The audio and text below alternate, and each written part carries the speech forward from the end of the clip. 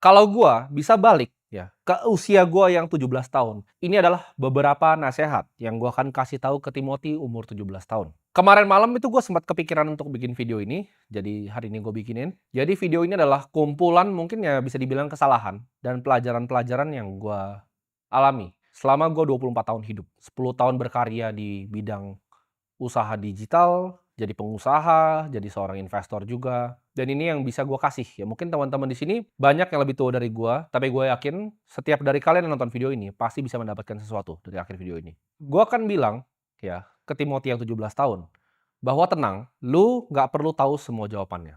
Maksudnya apa? Gue waktu 17 tahun, 18 tahun, bahkan mungkin masih tahun lalu, ya, gue selalu banyak bertanya-tanya tentang apa yang gue sedang kerjakan. Apakah yang gue kerjakan itu benar, dan apakah yang gua kerjakan itu sesuatu yang gua cintai. Tapi jawabannya adalah, gua nggak perlu buru-buru untuk tahu semua jawabannya. Gue tuh orang yang gerasak-gerusuk ya, gue cepet orangnya. Gue akan kasih tahu bahwa tenang ya, lu yang masih bocah nih, lu masih kecil nih, lu nggak perlu tahu semuanya. Kadang dulu gue mikir apakah gue itu adalah seorang investor yang paling jago, tapi gue ngerasa waktu itu seumur gue, kayaknya Warren Buffett itu udah lebih muda mulai dari gue waktu dia invest Coca-Cola. Kayaknya gue adalah seorang investor yang nggak sejago Warren Buffett. Dan kalau kita ngomongin soal media, ya gue mungkin nggak seperti orang-orang jago banget yang udah bikin apa campaign-nya Coca-Cola atau yang lain. Atau di bidang-bidang yang lain gitu. Tapi waktu yang akan berikan nanti jawabannya semua. Jadi lu nggak perlu harus langsung tahu gitu, fokusnya di industri apa, lu jagonya di mana. Kadang nanti lu akan ketemu yang namanya dua dunia. Contohnya, gue adalah seorang investor yang handal, tapi nggak semua investor itu bahkan bisa ngomong di depan kamera seperti ini, seperti gue. Jadi itu adalah dua dunia yang gue gabungin, ya. Satu dari dunia investasi, satu dari dunia media. Nah, orang yang bisa gabungin dua dunia ini, gue kasih contoh lagi. Elon Musk adalah seorang engineer yang handal. Dia bisa bikin perusahaan seperti SpaceX, dia ngerti teknisnya dari Tesla, humanoid robot, Neuralink-nya dia ngerti. Dia engineer yang hebat. Tapi dia adalah seorang salesman yang lebih hebat lagi sebenarnya. Jadi kalau Elon Musk kalian suruh gua nih analisa, dia itu bukan fully engineer. Dia mungkin engineer-nya 30%, 70%-nya adalah sales. Atau misalnya Jeff Bezos, dia adalah dua, dia adalah orang sistem dan dia juga adalah sebuah engineer. Jadi banyak orang-orang terkaya di dunia itu yang berhasil menggabungi yang gue sebutnya dua dunia ini. Kadang ada yang bahkan tiga. Lu fokus di satu aja gue bilang lu bisa jadi yang terhebat. Lu bisa jadi orang yang sukses, lu bisa jadi orang yang kaya. Tapi jawabannya lu harus lihat apa yang kira-kira lu jago, apa yang sebenarnya orang lain bilang lu jago. Bukan dari diri lu sendiri tapi dari orang lain. Jadi jawabannya adalah waktu, nggak usah buru-buru. Misalnya lo lagi mencari, ya kan, masih bingung, lu kadang masih ngerasa apakah ini hal yang harus gua kerjain? Tenang ya, gua kasih tau lu tenang, nggak usah buru-buru. Gua pas masih umur 17 tahun ya, gue mikir bahwa uang itu adalah segalanya. Jadi apa-apa tuh uang, uang, dan uang. Tapi gue pengen kasih tahu ke kalian semua yang masih mulai ya. Gue paham kalian nonton gue ini kalian pengen sukses. Tapi kalian harus paham, uang tuh bukan sebuah tujuan akhir, tapi uang tuh adalah sebuah alat. Percuma ya. Uang itu nggak bisa untuk terlalu banyak hal juga sebenarnya. Kalau lu mau ngomong gua di posisi gua sekarang sama kita ngomong konglomerat yang mungkin disebut misalnya sembilan naga, itu secara kehidupan itu tidak banyak yang berbeda. Tapi mereka itu bisa tolong jauh lebih banyak orang dibanding gua. Kalian paham dengan apa? Buka lapangan pekerjaan. Perusahaan-perusahaan mereka tuh perusahaan yang mengemploy ribuan bahkan ratusan ribu karyawan. Kalau secara lifestyle mungkin gue rasa nggak terlalu berbeda ya. Gue bisa beli mobil yang mereka beli, gue bisa punya tempat tinggal yang mereka punya, gue bisa punya semua yang mereka punya. Kalau kita ngomongin secara egois diri sendiri. Tapi kalau untuk ke masyarakat, mereka jauh lebih banyak ya mengerjakannya dibanding gue. Jadi itu, uang itu bukan cuma sekedar untuk diri sendiri. Kalau gue uang untuk diri sendiri, gue matiin kamera ini sekarang dan sudah selesai. Gue pengen bilang ke gue yang dulu bahwa uang itu adalah sebuah alat ya, bukan tujuan akhir. Lu mau pakai uangnya untuk apa? Jangan cuman uang ya, harta yang lu taruh di bank. Gue tuh selalu mikir dulu, harga diri misalnya gue pribadi itu dari rekening bank yang gue punya. Ketika gue punya 10 miliar pertama, gue senang. 100 miliar pertama, gue lebih senang lagi. 1 triliun, gue ngerasa kayak gue achieve something. Tapi setelah lewat ke jenjang-jenjang berikutnya, gue baru sadar di situ bahwa uang itu bukan cuman sekedar tujuan akhir ya, tapi alat untuk lu jadi bermanfaat untuk orang lain. Gue akan bilang ke Timothy yang dulu bahwa hidup itu tidak adil. Dulu tuh gue suka tanya kenapa. Kadang misalnya, yang namanya hidup, selalu ada sial yang datang di hidup lo. Gue selalu tanya, kenapa hal ini diizinkan ada di hidup gue? Tapi lama-lama gue, seiring pengalaman gue, ya diterpa badai, macam-macam lah yang gue udah alami di hidup gue. Kalian yang lihat gue di kamera ini, oh, kesannya nggak pernah ada masalah, sukses-sukses. Enggak, gue itu lebih banyak gagalnya dibanding suksesnya. Ya, gue lebih banyak kesandung, ya, jatuh, kena musibah dibanding yang kalian lihat nih.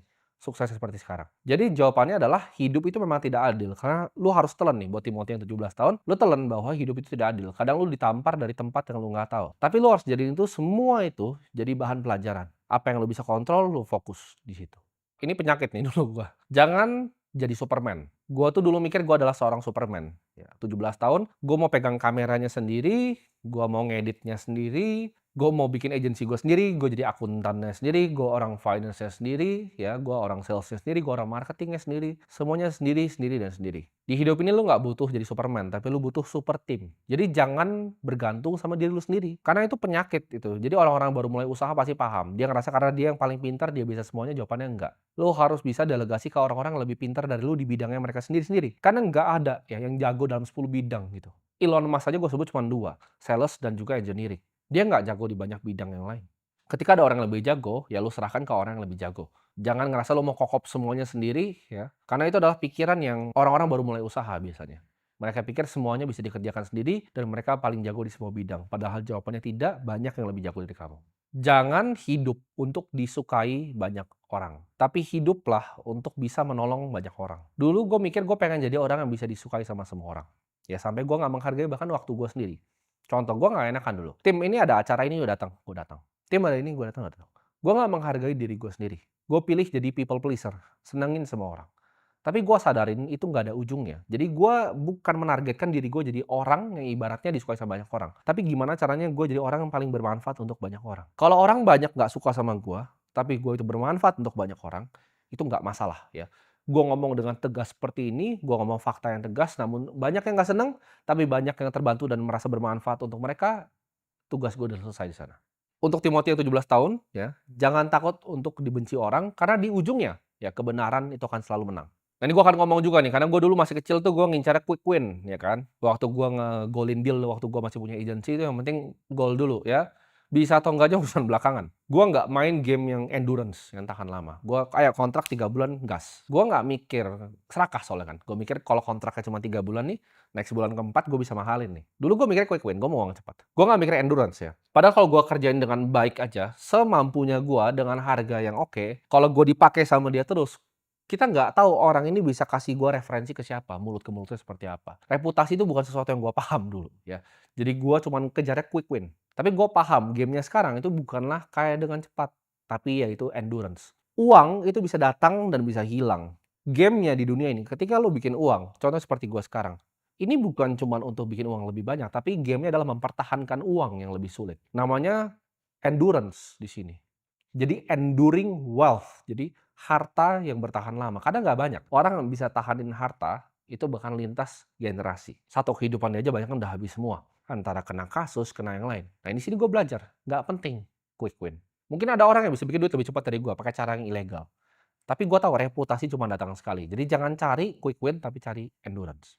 Jangan remehkan kekuatan dari sabar. Di investasi pun zaman dulu gue nggak sabar ya, ketika gue lihat saham nih, gue lihat ini ada corporate action yang mantap tuh gue hajar terus pokoknya. Gue nggak sabaran orangnya. Ya gue ngeliat ada opportunity dikit, gue hajar. Ada orang tawarin nih, yes ya gue ikut. Akhirnya rugi, rugi, rugi, dan rugi. Sedangkan kalau gue sabar, contoh seperti sekarang. Ya, apakah gue tidak bisa men-trade opportunity yang gue tahu dengan network yang gue punya? Bisa sekali. Tapi gue pilih sabar, gue main di game yang long term. Gue nggak perlu trading yang kecil-kecilan. Gue lihatnya semuanya jangka panjang. Apa yang gue bisa lakukan, ya, yang gue bisa use capital gue untuk sesuatu yang sangat jangka panjang. Time horizon gue, ini bedanya orang sukses sama enggak. Orang yang luar biasa sukses, dan enduring wealth ya gue bilangnya, yang gue ngobrolnya. Mereka tuh horizonnya nggak cuma 1-2 tahun. Mereka horizonnya 20 tahun, 30 tahun, 40 tahun. Lihat ke depan, jauh. Sukses jati itu bukan berapa harta yang lu punya, tapi berapa yang lu bisa bantu orang lain. Percuma ya, orang kaya, gue ada beberapa lihat orang kaya ya, yang akhirnya pelit, ya dia cuma mau diri sendiri, akhirnya dunia yang ngambil itu semua dari mereka. Gue percaya dunia ini ada kekuatan kosmik ya, yang ada di dunia ini. Ketika lu bikin sesuatu yang baik di dunia ini, lu akan diberikan sesuatu yang baik. Banyak orang kaya dia kokop duitnya, akhirnya apa, dia kesandung kasus ya kan, cuma dia taruh di rumah kan, ratusan miliar begitu, akhirnya kena hilang duitnya. Sedangkan orang yang bikin duitnya sungguh-sungguh, pelan-pelan, banyak yang lihat gue itu instan sampai sekarang. Itu teman-teman bisa lihat progresnya, itu bukan sesuatu yang instan dan tiba-tiba. Ya, jadi nggak ada di dunia ini yang instan. Ketika gue dulu selalu terobsesi jumlah harta yang gue punya, sekarang gue terobsesi berapa banyak manusia yang gue bisa bantu. Itulah kenapa gue bikin ini. Jangan terlalu bangga terhadap pencapaiannya lu belum mengerti maknanya. Nah, ini mungkin banyak yang bingung. Karena dulu waktu gua baru mulai, ketika gua sukses sedikit, wah gua malah lebih pengen kelihatan sukses dibanding sukses beneran, gitu. Kadang lu tuh belum ngerti makna dari milestone yang lu capai. Karena di setiap lu naik bukit di kehidupan, itu selalu ada cobaannya. Jadi ketika lu udah naik gunung, di depan lu mau naik lagi, itu ada beruang biasa di situ. Jadi jangan keburu selebrasi dulu, sabar dulu. Ya tenang aja, tenang. Nah itu yang gua dari dulu, itu mungkin baru baru tahun lalu nih, gua ibarat tobatnya nih baru tahun lalu. Gua setiap kali menang sedikit, wah gua pengen tunjukin dunia bahwa gua tuh pemenang. Tapi itu semua fana, teman-teman. Itu semua nggak penting dan nggak perlu dilakukan. Tundukin kepala lu ke bawah dan lanjut jalan, karena masih ada beruangnya. Jadi jangan selebrasi yang lu belum paham. Sukses tuh selalu ada bayaran, ya. Setiap kali lu capai sesuatu selalu ada bayarannya. Semakin lu tinggi, ya, semakin lu waspada. Makin lu tinggi daki gunung, itu ibarat gunung tuh makin licin. Kalau gua di gunung, ini gunungnya udah licin. Orang bilang kan makin tinggi pohon itu makin anginnya ini. Tapi itu menurut gua lebih gampang digambarin pakai gunung. Kalau gua mendaki gunung, ini gunung gua udah gunung es. Sekali gua kepleset, gua jatuh dan gua mati. Nggak cuman itu, banyak yang dari bawah belum nyampe ke atas sudah lempar-lemparin gua pakai tombak gitu. Jadi lu harus waspada ya, jangan euforia. Ini masih masuk ke nomor 10 sebenarnya. Jangan lu terlalu euforia, santai aja, waspada, lihat kanan kiri, depan belakang. Lihat siapa yang beneran temen lu, karena banyak temen di saat lu seneng. Tapi di saat lu nanti mulai susah, lu akan lihat siapa teman-teman yang mau ngulurin tangannya ke lu. Banyakan tuh ikut tim hore, gue sebutnya. Bahkan circle terdekat lu tuh tim hore. Nanti akan ada satu, ada dua yang beneran bantu lu di saat lu kesulitan. Mereka yang ngulurin tangannya nih, gue bantu. Kalau kita kepleset atau kita keplesetnya berdua. Tapi nggak banyak ya. Mungkin cuma 3 orang, 2 orang, atau bahkan cuma keluarga lu, mak, bapak lu mungkin yang masih peduli sama lu. Jadi nggak sebanyak itu orang yang peduli sama lu. Jangan jadi yes man. Gue dulu yes man. Semua opportunity gue yesin. Sampai akhirnya gue nggak fokus dengan tujuan gue sendiri ya. Lebih perbanyak untuk Timothy umur 17 tahun kalau nonton ini, perbanyak bilang enggak ya. Datang ke nikahan kalau lu nggak pengen bilanglah enggak. Jangan lu bilang yes, yes, yes, yes, yes, yes, yes. Tujuan akhir lu untuk bantu banyak orang ini jadi apa namanya ke distraksi. Jangan biarin ego lu itu dipuji sama semua orang sampai lu nggak bisa dengar kritik.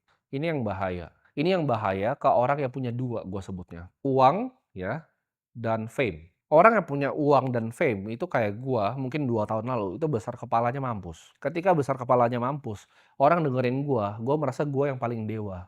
Lewat apa, kuping kanan keluar di kuping kiri. Gua nggak pernah mau dengerin orang, karena gua mikirnya, "Ya lu udah ngapain di umur gua?" Gua selalu mikirnya seperti itu. Tapi kadang ada hal yang lu nggak tahu, yang orang lain tahu, yang orang yang udah lihat hidup lebih lama, orang yang sudah lebih bijak ngelihat hidup, itu paham betul, ya apa yang gua sebut di sini. Jadi jangan sampai ego lu tuh terus dipuji, dipuji, dan dipuji. Karena pride seorang manusia itu biasa ujung dari kehancurannya. Ya, ketika manusianya itu prideful, kalian banyak yang kira mungkin gua di kamera ini terkesannya sombong dan lain-lain. Tapi kalau kalian paham, ya itu adalah semua karakter yang gua bangun untuk yuk masyarakat Indonesia sadar. Kalau kalian banyak ketemu orang, pernah ketemu gua di dunia nyata, kalian tahu itu sangat berbeda dengan apa yang kalian lihat biasanya di sini. Ini aja kalian berbeda, kan semuanya bisa gua atur sesuai apa yang gua mau. Lu tidak bisa judge seseorang di depan kamera, itu seperti lu nge-judge aktor di film. Dan ini kita akan ngomong, karena ini adalah nasihat yang paling jujur dari hati gua kalau gua mau ngomong ke Timothy yang 17 tahun, biar gua selamatin dia gitu. Tapi sebenarnya kalau gua disuruh balik pun nggak ada yang mau gua ubah, karena semua pengalaman gue ini yang gua share ke lu semua, itu biar lu nggak mengalami lubang yang sama yang gua jatuh. Ini semua pengalaman yang pernah bikin gua jatuh. Mungkin gua nggak jelasin beberapa poin terlalu panjang, karena gue pengen kalian bisa interpretasi sendiri maksud gua itu apa. Dan ketika sudah kejadian, kalian mungkin nanti baru paham. Jangan fokus di hal yang lu nggak bisa kontrol ya. Gue selalu mikir, aduh kenapa kadang gue begini, kenapa kadang dikasih seperti ini. Itu hal yang gue nggak bisa kontrol. Nah yang lu bisa kontrol tuh apa? Lu lihat di depan lu, ini saya bisa kontrol ini, saya akan lakukan yang terbaik sesuai dengan porsi saya.